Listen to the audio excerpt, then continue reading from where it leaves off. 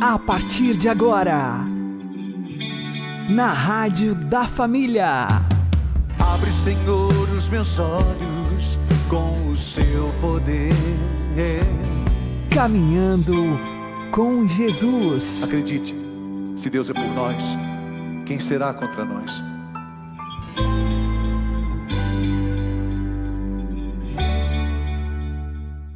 A paz esteja com você, meu querido irmão e minha querida irmã. Seja louvado nosso Senhor Jesus Cristo, para sempre seja louvado. Vamos caminhar com Jesus em nome do Pai, do Filho e do Espírito Santo. Amém.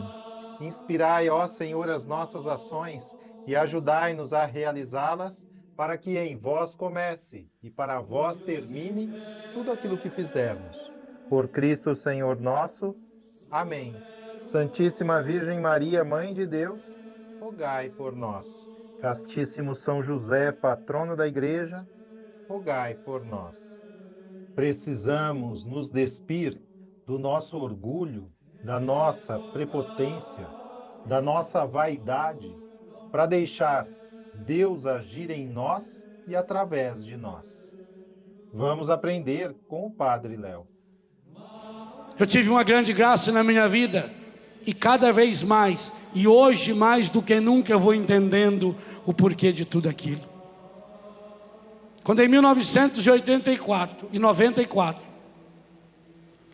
Padre Galache me telefonou, me convidando para ser um dos escritores católicos que deveria lançar livros na Bienal Internacional do Livro em São Paulo. Até então eu nem sabia o que era a Bienal do Livro. Em São Paulo acontece a terceira mais importante do mundo. Os grandes escritores do mundo lançam livros nessas bienais. E essas bienais estão infestadas desses livros da nova era. Então, a igreja querendo entrar nesse espaço, a editora selecionou alguns autores. E eu, por graça de Deus, fui um dos selecionados. Eu ia lançar 2 livros. Um deles, Servir no Espírito. Então, eu fiquei todo feliz. Que maravilha! Já pensou eu, lançando um livro, ia ter a tarde de autógrafos, né? Eu ia sentar na mesa e... Por isso que não dou autógrafo. E eu fiquei muito orgulhoso com aquilo. Muito. E o padre me disse: o senhor manda a sua biografia. Até então a única coisa que eu conhecia de biografia era a chapa do pulmão, que quando a gente ia trabalhar eles pediam a biografia. Isso não era biografia, era para eu escrever quem era eu. Fui para o meu computador e comecei.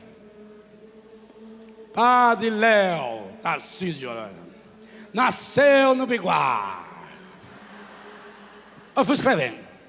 Eu tinha escrito umas 6 páginas, tamanho letra 8, pequenininho. Claro, se você tem a oportunidade de falar bem de você, aproveita. E já pensou? O senhor vai ser catalogado na Câmara Internacional do Livro. Já pensou? Tive que interromper a minha pequena biografia. Fui celebrar a missa. Celebrei a missa, fiquei ali atendendo as pessoas. Terminou a missa, fiquei na capela rezando. E no altar da nossa capelinha tem uma pintura que Juscelia fez do coração de Jesus, lindo. E eu fiquei olhando para o coração de Jesus, rezando, e pedi ao Espírito Santo que iluminasse-me, para que eu pudesse colocar aquilo que Ele quisesse na minha biografia. O que mais eu poderia colocar? E o Senhor me deu uma palavra de ciência em forma de uma imagem terrível. Como um filme, o Senhor mostrou o Biguá, onde eu nasci. Lindo. Biguá é um dos lugares mais lindos do mundo. O Senhor me mostrou o biguá lindo, lindo, maravilhoso, esplendoroso. Aquela cachoeira, pouco menor que a catarata. Aquele céu maravilhoso, o Santo Cruzeiro. E o filmador foi parando, o cameraman, e parou na casa onde nasci. Mostrou aquele quarto. A câmera foi movendo-se numa pan e foi fechando-se. Quando foi fechando-se, percebi que era o estábulo, o curral, onde ficavam as vacas. E foi fechando uma imagem na vaca. Não era no rosto da vaca, era o retrovisor da vaca. Parou ali, a vaca lentamente foi levantando a cauda, suavemente, câmera lenta, e começou a soltar um bolo verde desse tamanho. Aquilo saía fumaça. O cinegrafista parou,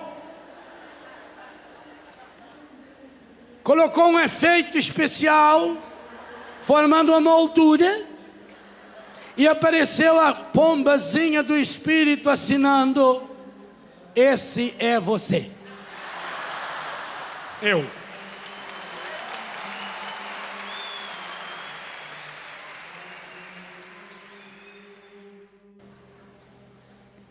Passou uns 3 dias.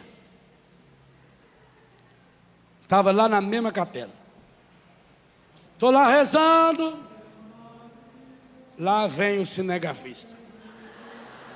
Minha primeira reação foi de mudar de canal. Mas eu era obrigado a assistir aquele filme. E fui nele. Veio de novo. Quando parou na minha foto, eu havia me convertido. Eu não era mais verde. Eu tinha murchado. Eu era preto, todo quebrado. E aquelas moscas do aplauso sobrevoavam sobre a minha pessoa. Fiquei olhando para mim ali. Nisso, abriu a câmera. E apareceu meu pai, Quezinho Pereira. Meu pai com um carrinho de mão. Estacionou ali do meu lado. Pegou uma pazinha. Foi por baixo de mim assim, jogou, caí de bruços. Tinha umas gramas grudadas assim nas minhas costas. O rapaz foi levando. Ali ele pegou uns colegas. Talvez até esteja alguns aqui, a gente não sabe. Pegou, pôs ali dentro, foi indo no estradinho e eu olhando, para onde irei? Está levando ali. Tinha uma cerca de bambu, igual o tapume desse, essas coisas lindas assim. Papai abriu aquela porta, era uma horta, linda. Alface, chicória, agrião, repolho. Mas uma horta belíssima. Então o papai pegou um pouco de terra, jogou em cima de mim. E foi me esgalhando aquilo com a mão. E foi colocando aquela mistura na horta. E Deus falou com muita nitidez ao meu ouvido: Léo, até hoje, você tem tentado ser uma estátua de ouro nas mãos do encardido. Seja, meu filho, um monte de esterco nas minhas mãos, que eu saberei o que fazer com você. Deixa Deus sonhar em ti. Deixa Deus sonhar em ti.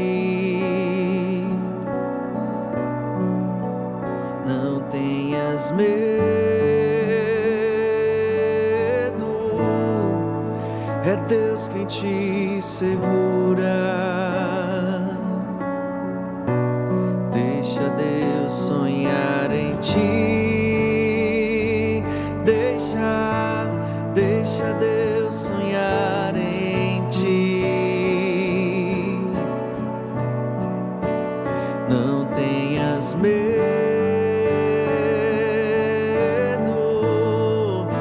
é Deus quem te segura. Segue a lei, segue a lei,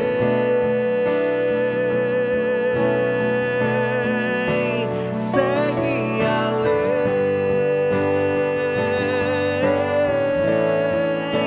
segue a lei.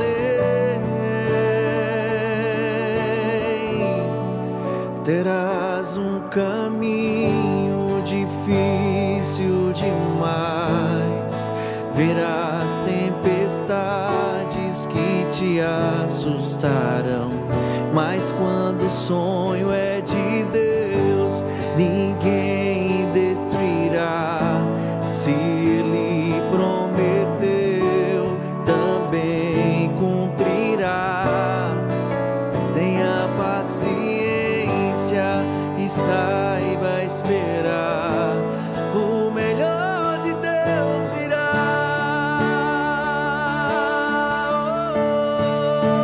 Segue a lei,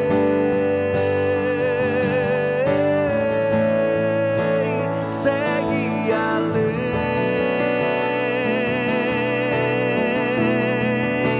segue a lei,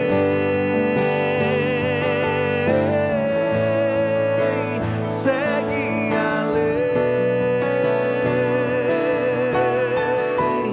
Deixa Deus sonhar em ti, deixa Deus sonhar em ti. Caminhando com Jesus e o Evangelho do Dia. O Senhor esteja convosco, Ele está no meio de nós. Anúncio do Evangelho de Jesus Cristo segundo São Mateus. Glória a vós, Senhor. Naquele tempo, dirigindo-se Jesus aos chefes dos sacerdotes e aos anciãos do povo, disse-lhes: Escutai esta outra parábola. Certo proprietário plantou uma vinha, pôs uma cerca em volta, fez nela um lagar para esmagar as uvas e construiu uma torre de guarda. Depois arrendou-a a vinhateiros e viajou para o estrangeiro. Quando chegou o tempo da colheita, o proprietário mandou seus empregados aos vinhateiros para receber seus frutos. Os vinhateiros, porém, agarraram os empregados, espancaram a um, mataram a outro e ao terceiro apedrejaram. O proprietário mandou de novo outros empregados em maior número do que os primeiros, mas eles os trataram da mesma forma. Finalmente, o proprietário enviou-lhes o seu filho, pensando: ao meu filho eles vão respeitar. Os vinhateiros, porém, ao verem o filho, disseram entre si: este é o herdeiro. Vinde, vamos matá-lo e tomar posse da sua herança.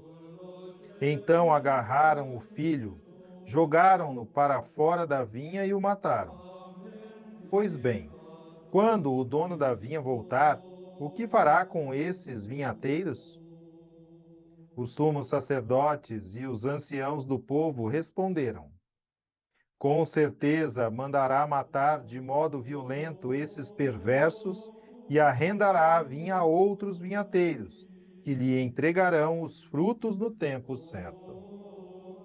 Então Jesus lhes disse: vós nunca lestes nas Escrituras: a pedra que os construtores rejeitaram tornou-se a pedra angular? Isto foi feito pelo Senhor e é maravilhoso aos nossos olhos? Por isso eu vos digo: O reino de Deus vos será tirado e será entregue a um povo que produzirá frutos. Os sumos sacerdotes e fariseus ouviram as parábolas de Jesus e compreenderam que estavam falando deles. Procuravam prendê-lo, mas ficaram com medo das multidões, pois elas consideravam Jesus um profeta. Palavra da salvação. Glória ao Senhor.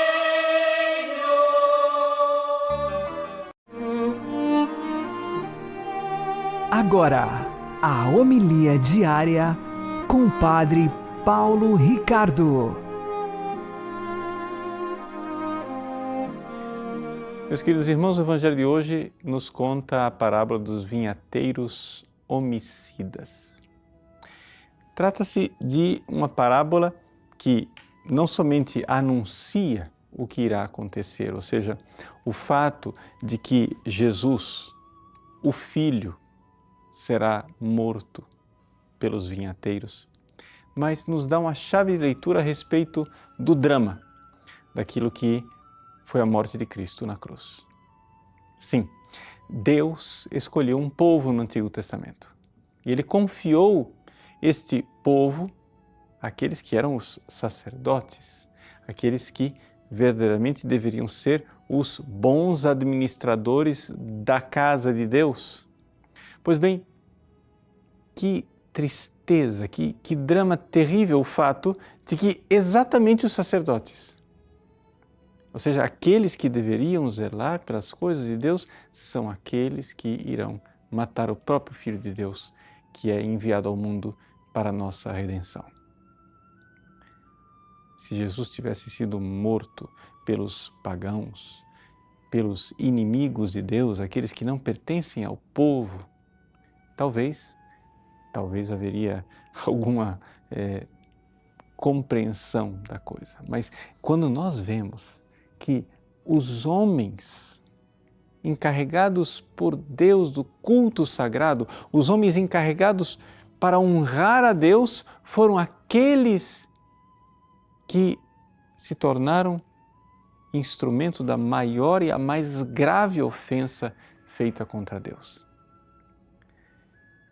Essa parábola, ela nos mostra este drama e que seja exatamente assim e seja esta a interpretação, a conclusão da parábola nos diz com toda clareza quando os sacerdotes e fariseus entenderam perfeitamente que Jesus estava falando deles.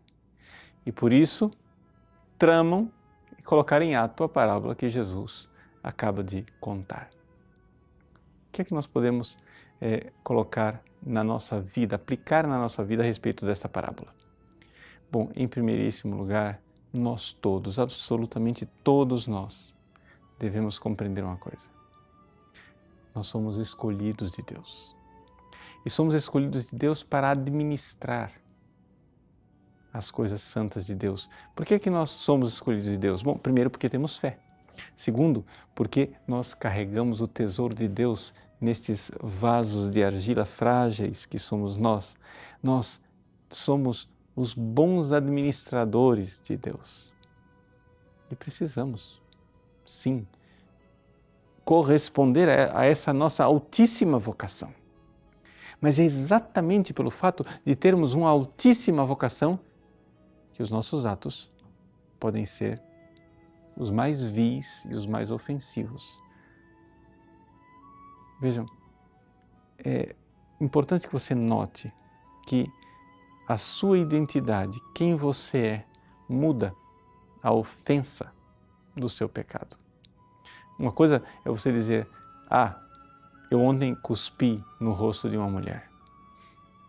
Outra coisa é você dizer, eu ontem cuspi no rosto da minha mãe. Quem você é muda completamente o significado do ato. Se você foi escolhido por Deus para ter fé, para honrar a Deus e para a Ele servir, é dramático, é ofensivo, é terrível que você use os dons que Deus lhe deu exatamente para ofendê-lo. Por isso, esta parábola dos vinhateiros assassinos nos faz refletir enormemente sobre a grandeza gloriosa da nossa altíssima vocação cristã, mas também da responsabilidade, da ofensa, do sacrilégio, da blasfêmia, que é o pecado quando ele sai de um coração que deveria ser cristão. Pois bem, que o seu coração só faça sair pecado, só gere pecado, só realize pecado, é algo que, no fundo, faz acontecer outra vez a morte do Filho, porque você, como membro do corpo de Cristo, vai matando este corpo quando você mesmo se entrega ao poder das trevas. Deus abençoe você. Em nome do Pai, e do Filho e do Espírito Santo. Amém.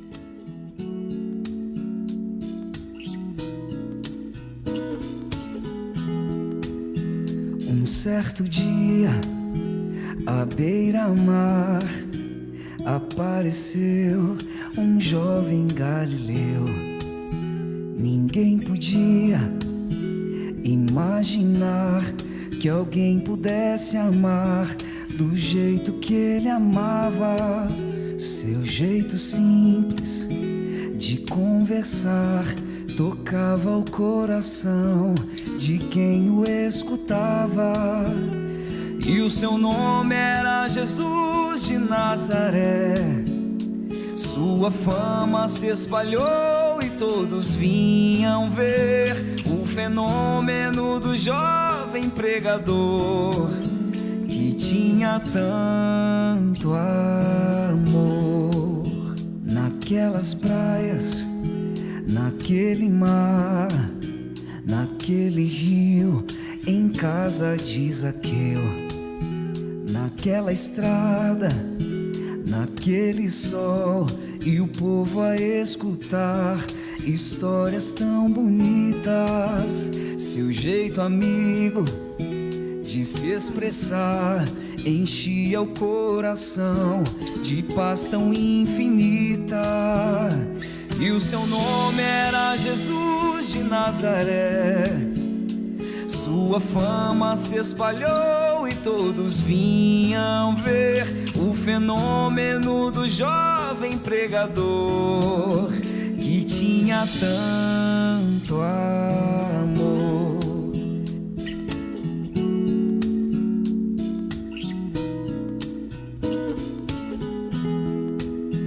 Naquelas ruas, naquele chão, naquele poço e em casa de Simão, naquela relva, no entardecer, o mundo viu nascer a paz e a esperança.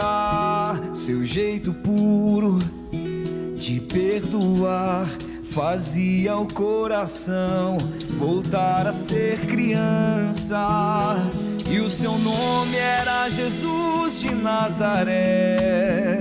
Sua fama se espalhou e todos vinham ver o fenômeno do jovem pregador, que tinha tanto amor. Um certo dia, ao tribunal, alguém levou o jovem galileu. Ninguém sabia qual foi o mal e o crime que ele fez, quais foram seus pecados. Seu jeito honesto de denunciar mexeu na posição de alguns privilegiados, e mataram a Jesus de Nazaré. E no meio de ladrões puseram sua cruz. Mas o mundo ainda tem medo de Jesus, que tinha tanto amor.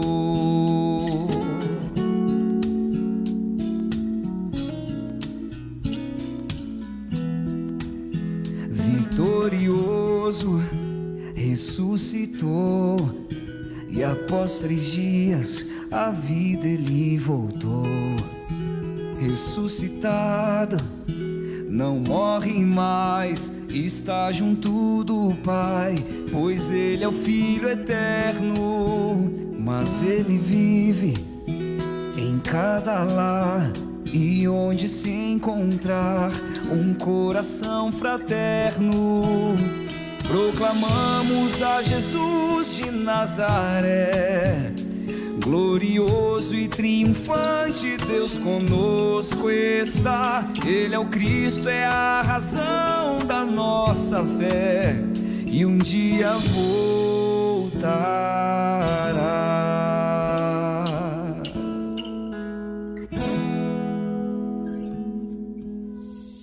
Agora você ouve o Catecismo da Igreja Católica.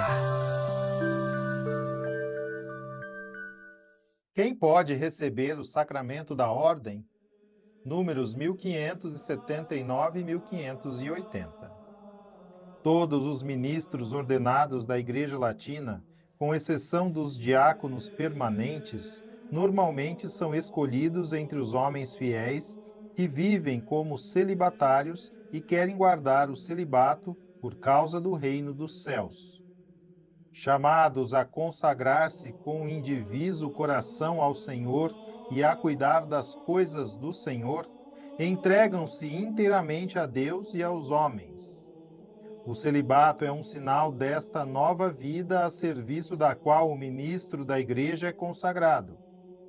Aceito com coração alegre, ele anuncia de modo radiante o reino de Deus. Nas igrejas orientais está em vigor há séculos uma disciplina diferente. Enquanto os bispos só são escolhidos entre os celibatários, homens casados podem ser ordenados diáconos e padres. Esta praxe é considerada legítima há muito tempo. Esses padres exercem um ministério muito útil no meio de suas comunidades. O celibato dos presbíteros, por outro lado, é muito honrado nas igrejas orientais, e são numerosos os que o escolhem livremente, por causa do reino de Deus. No Oriente, como no Ocidente, aquele que recebeu o sacramento da ordem não pode mais casar-se.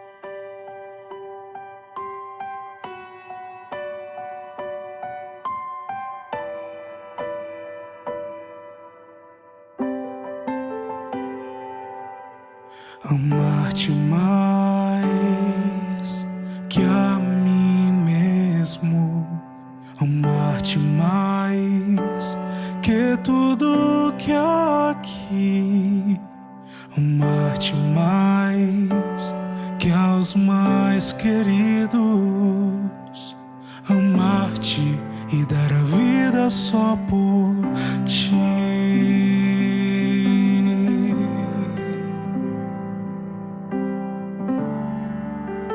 Com minhas forças, com minha alma, de todo o coração, viverei eu só pra te amar, amar-te, amar-te. Só por ti.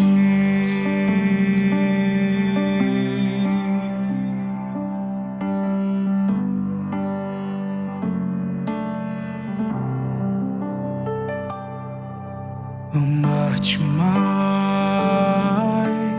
que a mim mesmo, amar-te mais que tudo que há aqui, amar-te mais que aos mais queridos, amar-te e dar a vida só por ti. Com minhas forças, com minha alma, de todo o coração, coração viverei eu só pra te amar, amar-te, amar-te, amar-te e dar a vida só por ti. Com minhas forças, com minha alma, de todo o coração viverei eu só pra te amar, amar-te, amar-te, amar-te e dar a vida só por ti.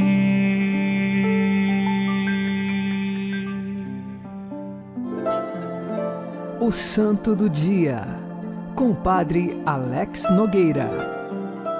Em 1º de março, entre tantos santos que a Igreja celebra, nós temos São Davi de Menévia. Ele que nasceu no ano 500, no país de Gales, na cidade de Menévia, vinha de uma família que possuía descendência real. Davi, nascido nesta família, teve uma boa educação junto aos monges e também um tutor chamado São Paulino. O nome Davi significa o predileto, o amado, o querido. E também quando se coloca o nome de Davi numa pessoa que faz parte da família real, deseja ela que ela tenha as virtudes do rei Davi. Assim como também quando este nome é utilizado para qualquer outra pessoa, que ela tenha a fortaleza, a determinação e a dedicação que teve o grande rei Davi no Antigo Testamento. E Davi cresceu sendo muito bem educado às margens do mosteiro e também por São Paulino. Uma doutrina cristã reta, uma fé sincera e uma busca de santidade constante na sua vida. Como ele não estava na linha direta de sucessão do trono real, portanto, ele nunca se tornou rei, mas foi nomeado arcebispo. E como arcebispo, cuidou muito bem de seu povo. No dia de sua nomeação, conta-se um fato que uma pomba desceu até seus ombros. Em alguma das imagens de São Davi, eis que esta pomba aparece, sinal de que ele estava sendo conduzido e iluminado pelo Espírito Santo e que, de fato, era da vontade de Deus a sua nomeação como arcebispo. Cuidou muito bem de seu povo, mas ele também desejava anunciar o Evangelho em outros lugares, aqueles que não tinham a fé em Jesus Cristo. E durante o tempo em que ele era arcebispo, ele dedicou um período de sua vida para ir a Jerusalém, e nesta localidade ele então anunciava o Evangelho a todos aqueles que não acreditavam em Cristo, principalmente também ao povo judeu. São Davi, como arcebispo, não cuidou apenas de seu povo que lhe foi dedicado, mas também quis levar o Evangelho em outros lugares. O seu coração é missionário e é de pastor. Sempre cultivando o espírito de intensa humildade e determinação no anúncio do Evangelho, ele que tinha as bases de educação dos monges que tinham uma rigidez na busca pela santidade e na vida de oração, cultivou isto durante toda a sua vida. São Davi, ele morreu no ano de 589 e pôde demonstrar uma santidade grande, principalmente quando anunciava o Evangelho em outros povos. São relatados diversos milagres que foram realizados pela oração de São Davi quando ele ainda estava no meio de seu povo, inclusive paralíticos que foram curados e pessoas que tinham grandes enfermidades e que pela graça de Deus e a oração de São Davi também foram curados. Ele foi sepultado no país de Gales e é padroeiro desta nação. Hoje pedimos a intercessão de São Davi para que sejamos nós fortes no nosso espírito de busca da santidade, principalmente na oração diária. São Davi de Menévia, rogai por nós. Abençoe-vos Deus Todo-Poderoso, Pai e Filho e Espírito Santo. Amém. Fique na paz e na alegria que vem de Jesus.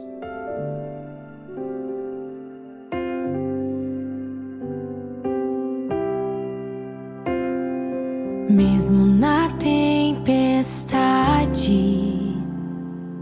mesmo que se agite o mar, te louvo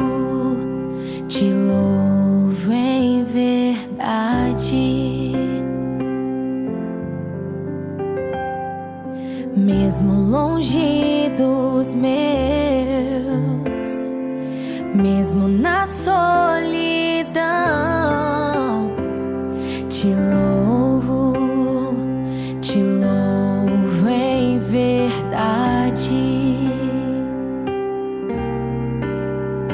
Pois somente eu tenho a ti, tu és a minha herança. Te louvo em verdade. Pois somente eu tenho a ti, tu és a minha herança. Te louvo em verdade. Mesmo que me faltem as palavras, mesmo que eu não saiba louvar, te louvo em verdade. Mesmo que me faltem as palavras, ainda que eu não saiba louvar, te louvo em verdade.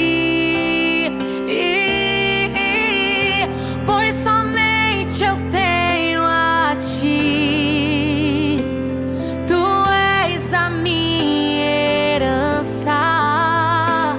Te louvo em verdade.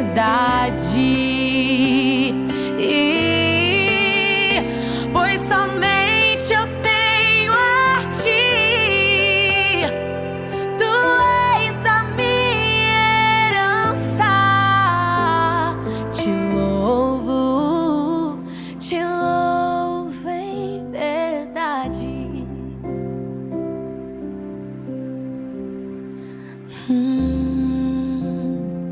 Te louvo em verdade. Eu te louvo em verdade. Você está ouvindo na Rádio da Família, Caminhando com Jesus. De 3 modos cooperou a Divina Mãe para nossa salvação. Primeiro, merecendo com merecimento de congruo a encarnação do Verbo. Segundo, rogando muito a Deus por nós, enquanto esteve no mundo. Terceiro, sacrificando com boa vontade a Deus a vida do Filho para nossa salvação. Tendo, pois, Maria cooperado para a redenção com tanto amor pelos homens e tanto zelo pela glória divina, com razão determinou o Senhor que todos nos salvemos por intermédio de sua intercessão. Maria é chamada a cooperadora de nossa justificação, porque Deus lhe entregou as graças todas que nos quer dispensar. Por isso, no dizer de São Bernardo, todas as gerações passadas, presentes e futuras, devem considerar Maria como medianeira e advogada da salvação de todos os séculos. Rogai por nós, Santa Mãe de Deus, para que sejamos dignos das promessas de Cristo. Amém. O Senhor nos abençoe, nos livre de todo mal e nos conduza à vida eterna. Amém. E que Maria e José nos conduzam pelas mãos para que continuemos caminhando com Jesus. E seja acalento ao nosso coração.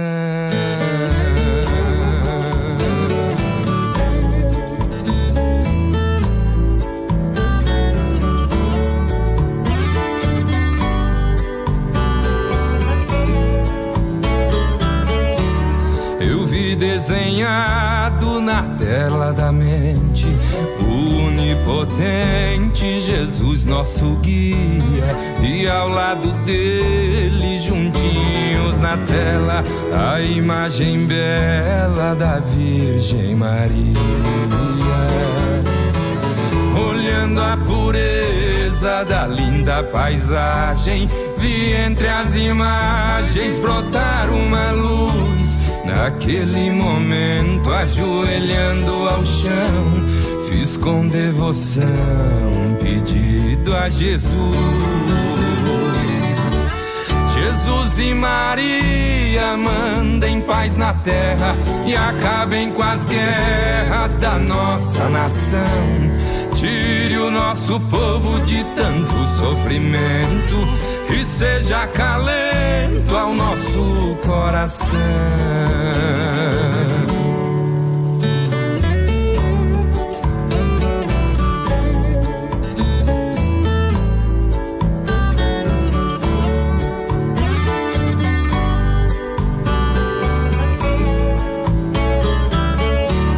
Neste quadro lindo, Maria e Jesus acenderam a luz do amor para mim. O mundo tristonho que me viu chorando, vi se transformando num lindo jardim. Nosso Pai eterno, Filho de Maria, botou em meus dias uma enorme luz. Não vivo nas trevas, sou iluminado pelo Pai amado, meu Mestre Jesus. Jesus e Maria, mandem paz na terra e acabem com as guerras da nossa nação. Tire o nosso povo de tanto sofrimento e seja acalento ao nosso coração. Jesus e Maria, mandem paz na terra e acabem com as guerras da nossa nação. Tire o nosso povo de tanto sofrimento e seja acalento ao nosso coração.